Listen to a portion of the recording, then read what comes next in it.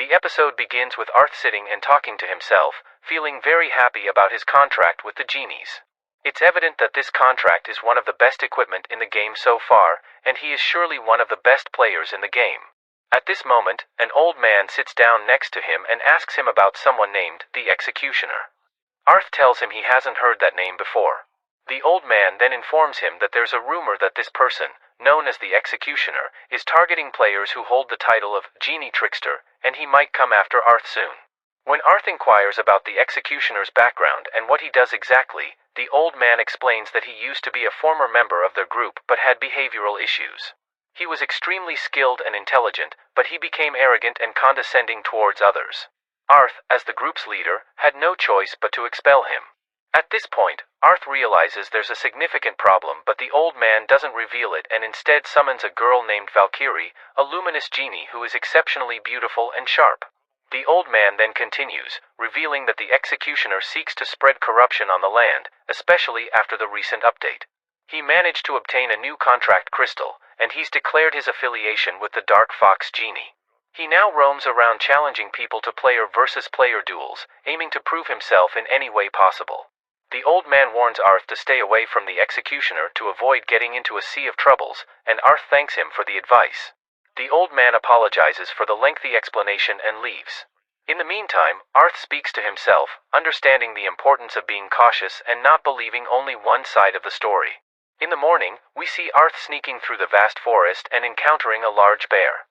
The bear notices him and sniffs the air, but Arth quickly takes out his large arrow and aims it at the bear.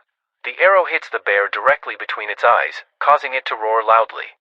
However, the bear manages to regain control of its breath.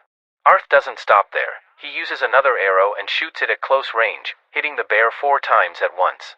He then employs a special skill, tying his hands with a thick rope, pulling the bear to the ground. Arth jumps on top and delivers a powerful blow to the bear's iron-like leg, killing the bear instantly. He gains more valuable meat and has improved his archery skills significantly. Nevertheless, he still finds it challenging to fight wild bears alone, lacking the necessary skills. It's a dangerous task, but with time, he aims to become the strongest player in the game by training harder and improving his abilities. After this, Arth checks his statistics and decides to develop his kicking skill. The scene shifts to a large mine where everyone is working diligently. We then see Arth, who tells us about his goal in the mine, to create lightweight steel. As Arth continued striking blow after blow, there was a very significant problem. He realized that he had struck an explosive ore in this area. He immediately warned everyone to leave the location. Bewildered, they all ran quickly to safety. However, he carefully picked up the explosive material and placed it in his backpack. After assuring their safety, he expressed his regret to them.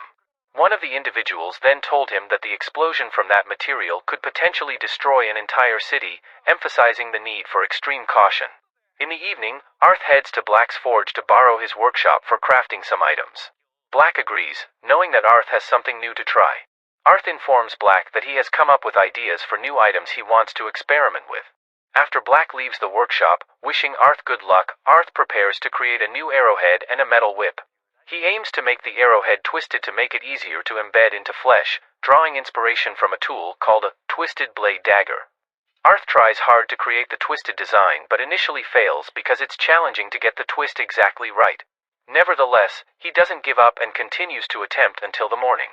Finally, Arth manages to create the twist, significantly enhancing the arrowhead's effectiveness. He then moves on to crafting the metal whip with great craftsmanship. When he finishes, he goes to show the final products to Black. Arth informs him that he has made everything from lightweight metal, which is as flexible as bamboo. Black thanks Arth for his work, acknowledging the difficulty of the task. Arth replies that his arms are so stiff that he can't even lift them. Eventually, Arth bids farewell to Black and leaves. The next day, Arth roams to find a space where he can work on the explosive ore.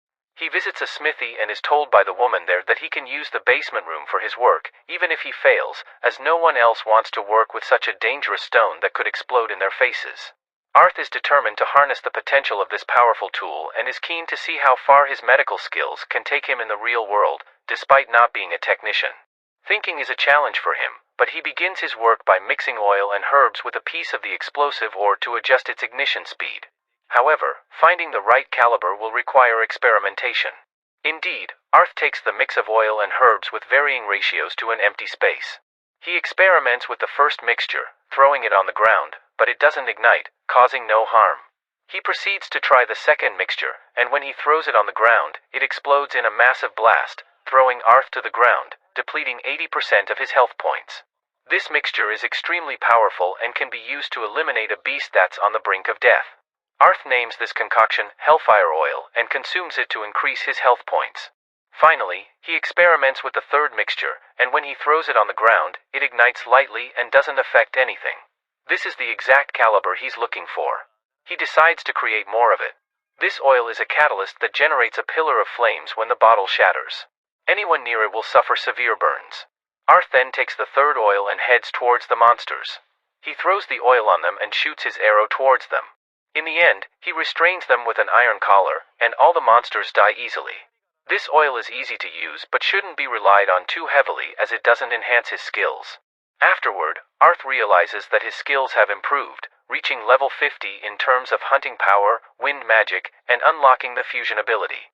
He also gains an elemental weapon that allows him to add magical properties to his weapon. Arth is delighted because he is particularly interested in wind magic. In the end, he contemplates whether he should accept these skills or not. Arth said, "They want to make sure I agree, and it's time to check out my new skills. I can fire multiple arrows at once with this level. I think what I can do is 2 at a time. Also, I have wind support magic, which is very useful." The scene then shifts to Arth in the market, where a girl talks to him, saying she obtained a complete set of cloth if he wants to make a leather harness with it. Arth tells her, "Yes, I want to reduce the damage I take from behind." The scene then transitions to Arth seeing an announcement for a new free additional game on the internet, with results for the player versus player event being sealed.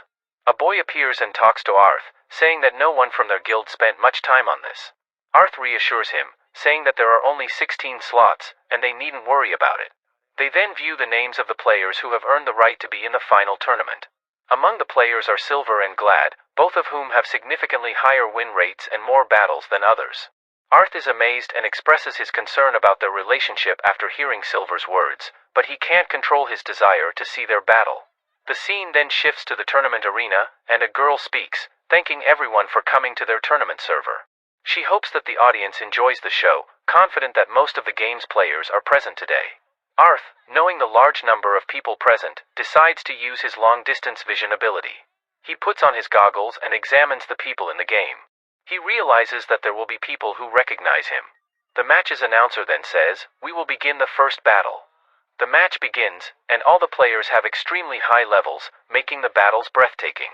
Arth says to himself, "Even if I enter, I'll be lucky to win 10% of my matches." The boy strikes a powerful blow and wins the match. The announcer declares, "The match is over, and this boy is the winner." Arth is surprised and says, "Light particles from the losing genie transferred to the winning genie." This effect wasn't present during player versus player battles in the genie event. The scene shifts to the last match between the old man and Glad. The old man says, "We finally meet." Glad responds, "Finally, have you surrendered, old man, or is there something you still want to say?" The old man tells him, "There's something I need to make you understand." They engage in combat, with Vasquez distracting the enemy while his balance wavers. Glad recognizes the trick but fails to land any hits. The girl uses her power, but it has no effect. The old man then uses the Crescent Moon ability, and Glad and Vasquez fall into a trap. Glad says, "You can't outmaneuver me in the air." He uses the Crossline spell, attacking the monster, and then kills them. The match concludes, and the announcer announces that Glad is the winner. The surprised boy says, both of them seemed as if they were equally matched. It was just that he had a stronger obsession with winning. Suddenly, the genie appears, and the evil player says to her, "You've evolved. I hope you'll be of some value." The genie responds firmly, "I refuse to allow you to be in my presence again." What is this evil player talking about? The genie then explains to the player that the purpose of this event was to choose the next ruler of the genies. They received a prophecy that the next ruler should be a strong and skilled person in the arts of war and genies. Genies and genies don't have a natural inclination for warfare. They decided to learn how to fight from humans, who are the masters of warfare. The fourth in the war battle will inherit their trials and experiences, and one person will become the ruler, which is her. The evil player says, "And as soon as you're done with us, you'll abandon us." The genie reminds him of when he said he would even get revenge on that old man, and now he's done that. This angers the evil player, and he tells her to stop babbling and that she's just a tool. The genie repeats that she was never his partner and that for him, this may be a game, but for her, it's real. Millie, the genie queen, speaks up as if she's a real person. Arth is surprised and thinks, yes, she doesn't sound like artificial intelligence, but is she an experiment or research project?